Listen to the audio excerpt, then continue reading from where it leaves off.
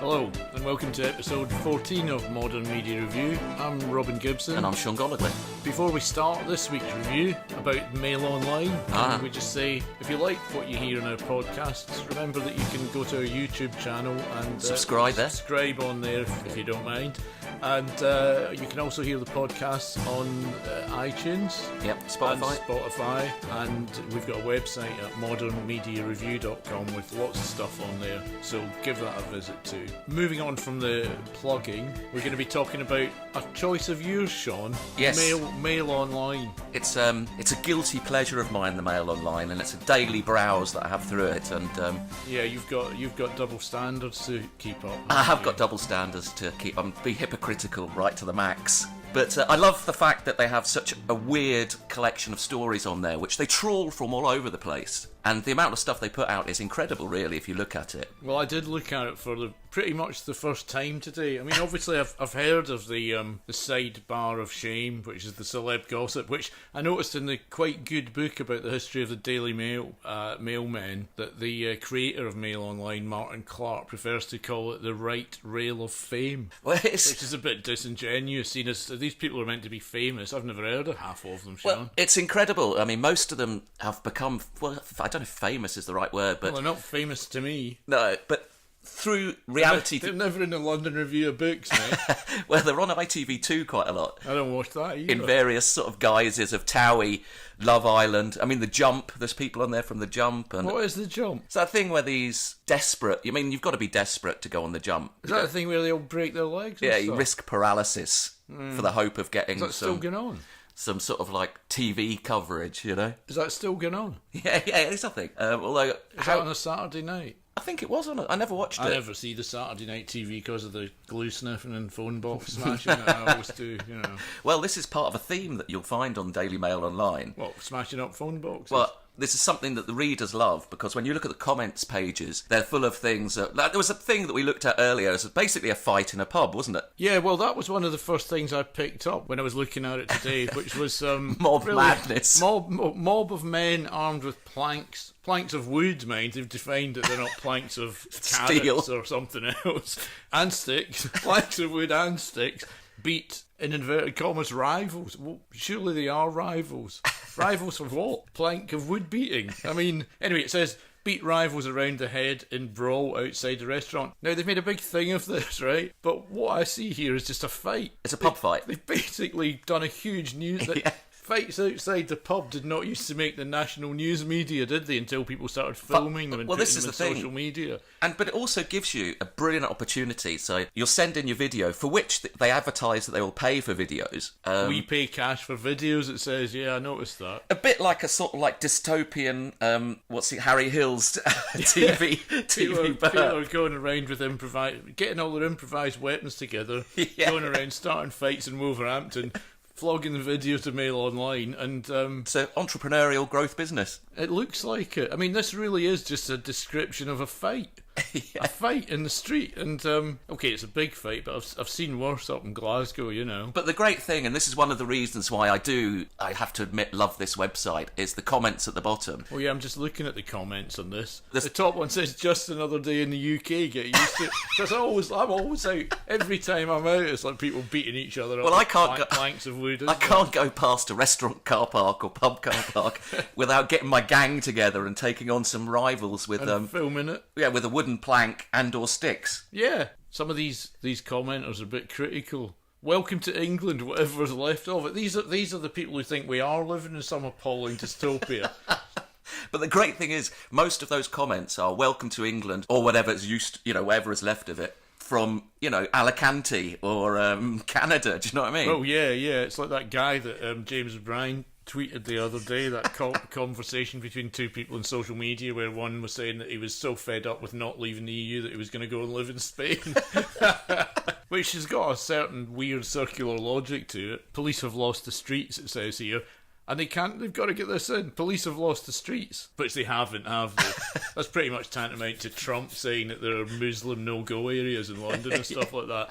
Police have lost the streets, and thanks to political correctness, are losing respect. I like that. Well, you see, the Daily Mail, the paper and the website are different, which is a little hard to get your head round when you're used to be reading the Daily Mail, which I'm not used to reading the Daily Mail, mate. Well, I read the headlines in the shop. Right, okay. But yeah, That's all right. I don't buy it. But the thing that the website has in common with the newspaper is this place that makes male readers feel that Britain is a scary place to live in. Here's someone else saying, I'm really tempted to sell my home and move out of the UK because some guys have had a fight in Wolverhampton. It's shocking. What's it going to be like in 5 years' time? Most areas will be no-go areas. No thanks. The truth is that this person clad in black in Kent's fertile for these sort of people. I remember once in some kind of EU negotiations, well before the referendum, right? Nicky Campbell's phoning. This guy phoned up ranting on and saying, you want to come down where we live, it's overrun with immigrants. And Campbell goes to him, where are you? And the bloke goes, Sevenoaks. I thought, I've been to Sevenoaks. It's quite posh. It is, yeah. I don't know what maybe they're all on LSD and they're hallucinating all this stuff, But most areas will be no-go areas. But the truth is, if you walk past that fight with the planks of wood, they wouldn't touch you, would they? Well, they're fighting each other. They're not interested in random passer-by. So some of these themes are that Britain is going to the dogs. We need more police. And there's a classic on there today, which is just brilliant. This thing about beggars, which another interesting thing that you pointed out. They rip all these stories off from other sources. Oh yeah, this is the thing about beggars making up to £600 a day. Well, you won't get your bonus otherwise. But it's from a telly programme about some geezer, some ex-army guy who's gone to live in the streets to see what it's like. So they've not done the story themselves, although it fits their template. And put it this way. What do you really think it's going to be like? What do you think he's going to discover when he lives on the streets? That it's utopia? But yeah, I mean, I'd be disappointed with only making £600 a day. I mean, you're not going to hit your targets. You're going to miss your bonus. Again, though, I'd say this is entrepreneurial anyway. If the guy can raise £100 a day begging, which suddenly becomes 100 from 600, he's got a point. He'd get £8 an hour cleaning toilets. What would you do? Well, I don't know if I'd do either, actually. Yeah. But I'm not forced with that choice just yet. But it's the tone of these. It's the tone of these columns which is so funny because it's self-righteous and it basically tells the reader what they want to hear, which is all these beggars are not there because of mental health issues or anything like that. It's all just a scam to take money off hard-working people. Do you know what I mean? I like the use of... I mean, there's a weird use of these inverted commas in the headline, because homeless in inverted commas is obviously telling you they're not really homeless. Why is that the heroin addict with a 2-bedroom house? Why is the 2-bedroom... Is it maybe not a 2-bedroom house? Well, maybe it's not even a house. It may not even exist. Exactly. This struck me as a perfect MailOnline story, but they haven't done it themselves. They just nicked it off the telly. It's pretty much like Modern Media Review, isn't it? Or Gogglebox. And the comments on here, class. Are over 1,000 on here. Which is fantastic, incredible sort of interaction, isn't it? I bought a homeless guy a pie at lunchtime. He swore at me and said he wanted money. Well, this is the thing. There was one guy... That's so presumptuous to buy someone a pie. What if they don't like pies? Okay, yeah, I'm sure, if he didn't want a pie, he wouldn't want a pie. But maybe want a sandwich, prawn sandwich. I don't know, a prawn cocktail or something. Well, there's another guy in here from Canada, and his one is classic reply to this sort of thing. He says, I've seen them get up off the sidewalk and go straight into bistros, Well-meaning, delusional people buy them fairly expensive takeout meals, which they eat a portion of and then leave the rest on the street. The streets are just strewn with half-empty takeout meals. From well-meaning, expensive meals from well-meaning people. And then it says they go from one church to the food bank, then to the shelter, and they eat and eat and eat. Like Mr. Creosote. Yeah.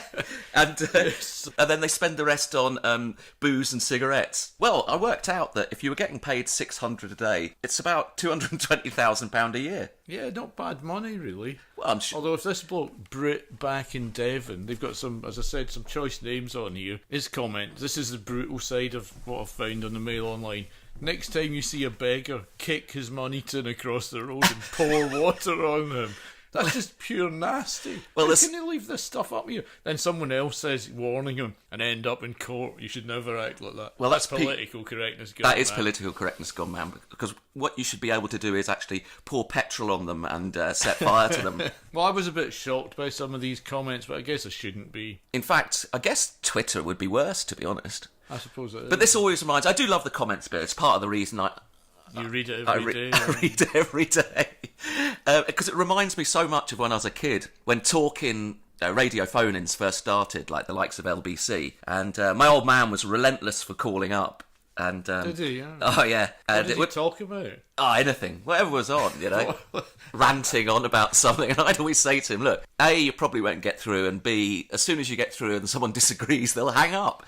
But it was Pavlovian, so this thing would go on LBC, and he'd be on the phone then and have a rant about it, and would then get the phone dropped on him. Thank you, Mr. from Banstead, and that's quite enough from you. And he'd still be ranting into the phone when he was off the airwaves. Well, this is a modern day equivalent, isn't it? And they can just say what they want, and apparently no one moderates No one moderates it, yeah. And then we've got the Brexit stuff, which, as we're now heading towards this possibility of no deal, involves putting 3,500 soldiers onto the street. Is that in here? What's happening in this Operation Yellowhammer is Britain tumbles out of the EU with no with no deal. We're going to have 3,500 troops on standby. To do what? I don't know, actually. Martial law, presumably. Possibly. I mean, they're going to be carrying guns, which I think is nice. I've always find that reassuring, people wandering around with automatic weapons, you know? It's this thing of once we leave the EU, we can get straight into that sort of stuff, just like America, can't we? Yeah. Well, the great thing is they've got this set up this no-deal bunker basically in an old sort of a nuclear war shelter. And also the thing I love about it is that obviously we won't be able to get any drugs, which, bearing in mind the demographic for this is pretty old. They're probably on about 20 different pills per person, do you know what I mean? They'll be absolutely frantic. There's a lot of comments on the Yellowhammer story. Oh, yeah. This is like catnip, isn't it, to male readers? Back to the wall, Britain at his best, bring it on. You see, as well as this... what are these people out of their minds? Are they going to send in the paras? It's going to be Bloody Friday. Let they come and protect the London streets. I like that. From what? I mean, this is the thing. I mean, from what are we going to be protecting the streets? As you can imagine, there are quite a few Brexiteers that subscribe to the MailOnline. And the thing is, I love it in the comments where they just relentlessly bring up things like Dunkirk or the Battle of Britain, and this is what we fought for. I was thinking about that, because, you know, if you lived during the Blitz, it was a bit different to this, isn't it? You were getting bombed out of your homes. It's hardly not been able to get some nice French cheese or whatever, is it? On another Brexit story, I found this comment, which I thought was really great, about Macron, the French president, innit? Really hates the UK because, like a lot of French people, he has an inferiority complex about us. We are a superior country to them. What's their measure for quality of country, I wonder? The whole thing's just appalling. I mean, look, I don't think you're just going to get wound up if you read all this political stuff.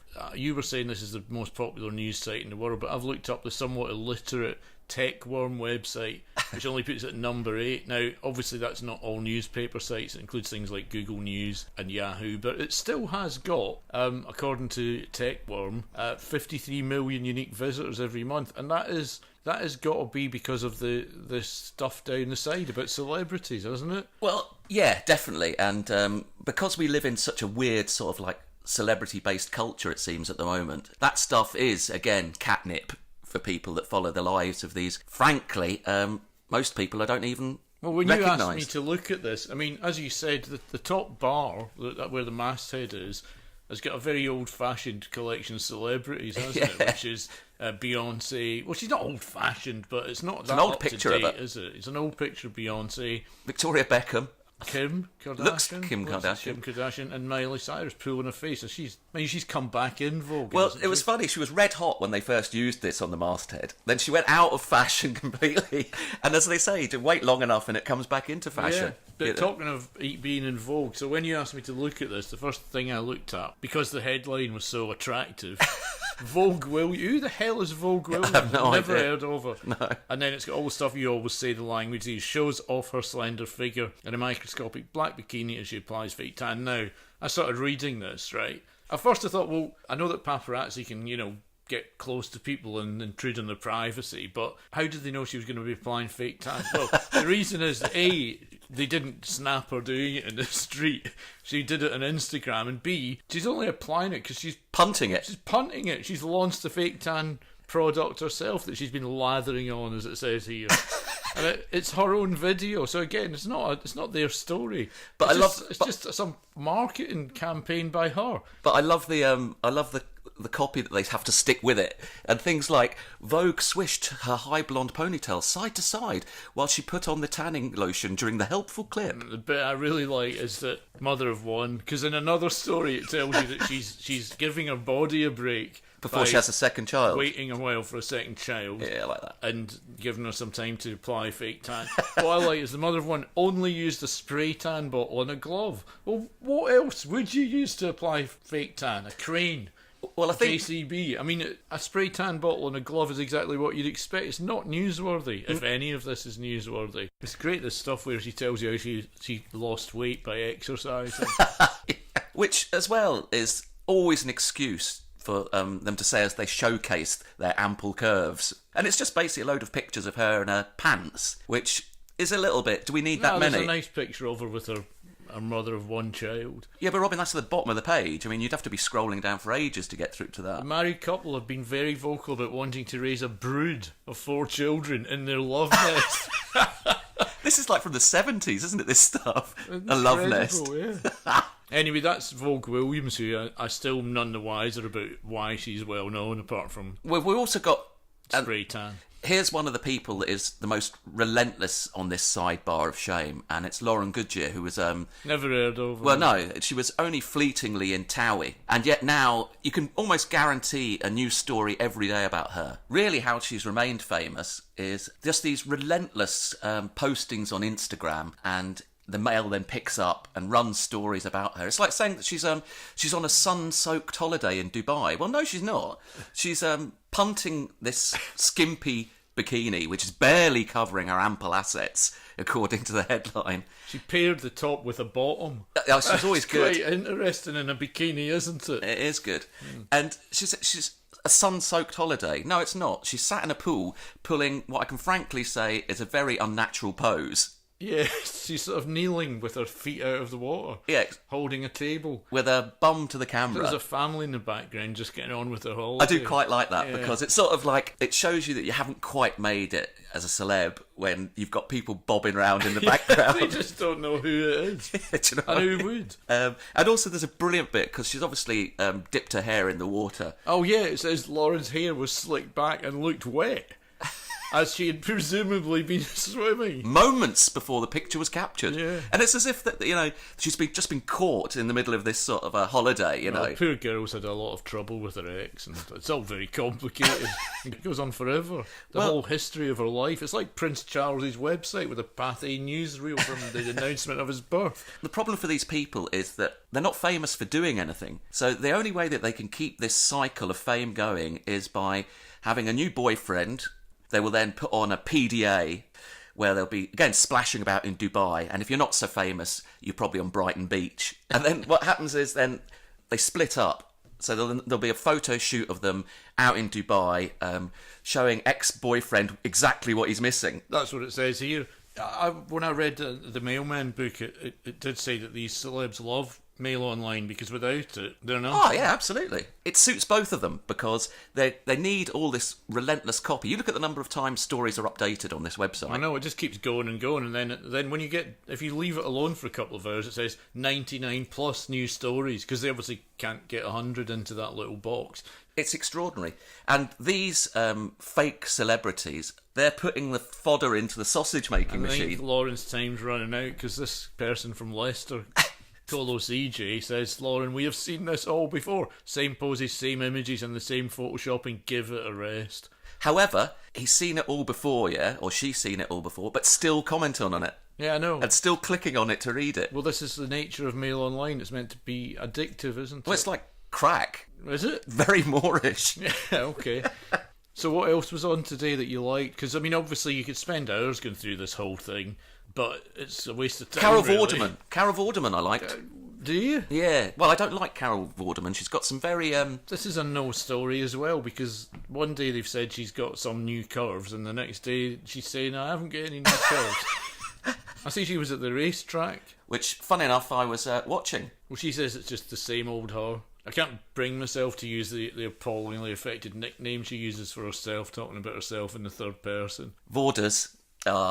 You gotta love Vorders. National treasure, she's mate. some sort of Nazi, you were saying. She isn't, yeah. I don't know. See, I've steered clear of learning about Carol Vorderman and her politics and her cosmetic surgery, whatever it is. A biscuit-coloured coat with a full fur lining. But, Robin, she kept it on. This is what you kept her coat on all day at the racetrack. I know. That's not very surprising, is it? But there's a great little thing here, cross-marketing, where you can buy the bag that she's carrying in the paparazzi Well, shop. this is the whole thing about it, is that while you're scrolling through... Female fashion finder. Yeah, I mean, of course, you look at it and, you know, you can buy the same bag Carol's using, and it's really... a great bag. It looks very nice. Stories have to sell stuff as well. It's quite clever, really, and it's quite extraordinary that she was actually not just in London, but strutting through London. Strutting, yeah, I love that word, yeah. Yeah, she doesn't walk, she struts. Yeah, I like that. And obviously was quite happy to be photographed because she's staring straight at the camera, isn't she? And she's smiling and carrying her bag. In the copy, she's rocking a leather coat. Yeah, do you think she's selling these bags? Yeah, definitely. It's like all these people... It's all tied up, isn't it? Sidebar of Shame. All these people are punting stuff at you. Yeah, I know. To be honest, this Sidebar of Shame thing is not really doing it for me. I've hardly heard of any of the people in it. I'm more interested in the news section, because I noticed, we were saying like 99 new news stories every 10 minutes or something. Dr. Evil's appeared. Do you know about this? Who is Dr. Evil? Well, he's this tattooist they've jailed him. There was a big furore about it because he'd been cutting off people's ears and nipples. And I thought it was like a Mike Myers invention. No, Dr. Evil. That's his business name. Body modification. What? He'd been chopping off people's nipples. No way. Point, he's been done for GBH, mate. Well, presumably this was consensual. And it's in Wolverhampton. Again, Wolverhampton. It's all kicking off in Wolverhampton, isn't it?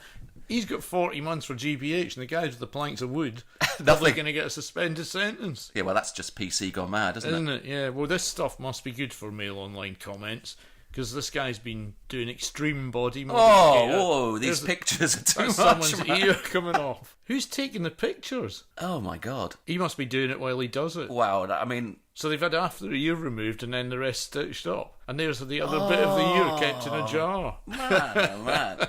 This is so grim. And there's the tongue split up and stitched up again. Holy moly. Why has he stitched it up? I mean, you can have your tongue split. You don't want it tied up. It looks like he's just tied it up with a bit of string. This is just too bizarre. This will have the MailOnline readers apoplectic. He'd no qualifications to carry it. How do you get qualification to cut off someone's nipples? I'm an apprentice ear remover. The comments, they must love this in the comments. See, I love this as well, that you can do the best rated or the worst rated. How's jailing this man going to do any good? True, that's a good comment. The customers were idiots. Why would anyone choose to have an ear removed? Good question. Good question. 40 months, the judge is a fool. Now, that's a very open comment. The judge is a fool. Why? Murderers and rapists get less. Do they? Well, I think you find they probably don't. Bipples removed. Someone obviously thinks nipples is a banned word, although it's all through the article and has used the word bipples to get past the censor. I think in the context of this story, the word itself is not the worst thing, isn't it? Is it? There's another comment I just noticed there. I'm just trying to find it now. So, some people are saying the sentence is excessive, but someone else says he shouldn't get 40 months. He should get 40 years, or the death penalty, or hanging. Well, I think death penalty or hanging. Yeah, what's this hanging? Is this just being hung up? I think after they killed you, they hang you out on London Bridge or something. This can't be real. People don't really think people should get the death penalty for a bit of body modification, do they? That's shocking. These people can't be serious. They must know they must be posting this stuff with a certain amount of irony. What do you reckon? I don't know. This is another one that I don't understand. This is a poor and archaic decision. Do you mean it's good or bad? Yet again, nanny state. That's the true MailOnline reader, isn't it? If you want to have your nipples cut off, it's not up to the state to tell you whether or not you should. It's not a big deal. It happens every day. You only get so many nipples to cut off, don't you? Just another day in broken Britain, isn't it? And Wolverhampton again. This sums up. This is where we're going to have to leave this site, mate. I had something constructive to contribute for this, but in reality, I am speechless. 32 people have liked that comment. Is this a job for people looking at this ludicrous website? I don't like it at all. Just extraordinary. I think. But this was you. I tried to before we do leave. I tried to find a story about what I thought would be a typical MailOnline trope, and very quickly I found a story about Migrants, perhaps, which completely off the agenda recently, aren't they? Since we put out those big warships or whatever in the channel to stop half a dozen people floating over. But the Mail Online have managed to find an actual news story today about border forces picking up a boatload of 16 Iraqi migrants off the Kent coast, probably heading for Sevenoaks, I'd imagine. Yeah, and they love a migrant in Kent, don't they? They do, yeah. Well, it's overrun. Well, I mean, I imagine that what happened was that these Iraqi migrants, who included women and children, were reading They've got to say that because they used to go on about the fact that it was all fit, able-bodied men just coming out to get a better job on a building site, didn't they? Well, I think what they've been doing is they've been sat at home in Baghdad reading the Daily Mail online, and they found out that you can make at least £600 a day begging. At least, and get a two-bedroom house. And get a two-bedroom house. And take heroin. Do the lot, basically. Yeah. And they thought, fancy that. I love this line here, because they're referring to an earlier incident of asylum seekers. It comes after 18 asylum seekers were found. This juxtaposes the old Britain of the Daily Mail with the new terror Britain of migrants arriving in the night in their dozens. Comes after 18 asylum seekers were found near Brands Hatch racetrack. Oh, Is great anything days. more symbolic of the old Britain than tweed Brands caps Hatch with the old tweed cap Formula 1 drivers and the open top gentlemen car. racing drivers. Yeah. And the thing is, I love about the headline as well is that these 16 Iraqi migrants, including women and children, they came in the middle of the night, which is sort of like, slightly foreboding aspect to it, hasn't it? Yeah, it does. Yeah, the middle of the night. Although you would, if you were trying to sneak in somewhere. Like if I was going to burglarise a MailOnline reader's house, I'd try and sneak in the middle of the night. I'd do it in the middle of the afternoon when they'd be down the post office collecting their pensions. Yeah, it says there's 12 comments on this migrant story, which I was looking forward to. And they keep coming. The first one says, very kind of them. There's some surreal stuff on here. What does that mean? I assume they were taken back to France immediately. Back to France. All the migrants are well because they've made it to the softest country on the planet. Why do they keep saying they should go back to France? What about Iraq? This needs to stop now. Capital Caps. Just like we're looking at this bloody website, it needs to stop now, mate. I think that might be the best way to wrap it up. Although, hang on, what's this? Well, yes, but this is it's just come up because these stories are appearing faster than we can talk about them.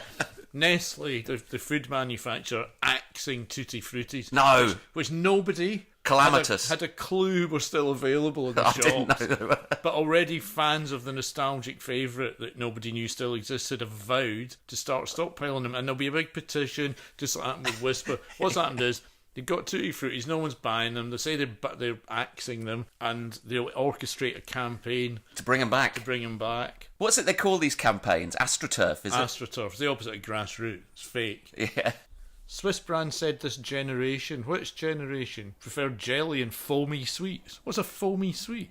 Like Haribo's. I like jelly sweets. Anyway, Tutti Fruttis, I don't think. If you go down the newsagent, I guarantee they won't be there. Well, in fact, we'll be going to a newsagent in a minute. I quite like Tutti Fruttis. I think this must be 30 years since I've had a Tutti Frutti. Well, we'll get some later on. It's a jaw shop. Stockpile them. It's a jaw. They've got to keep coming up with these. It's a custodian of the goalposts thing here. Of people don't want to repeat the same words, so they come up with ever more outlandish ways of describing Tutti Fruttis. The jaw-chomping sugar treat.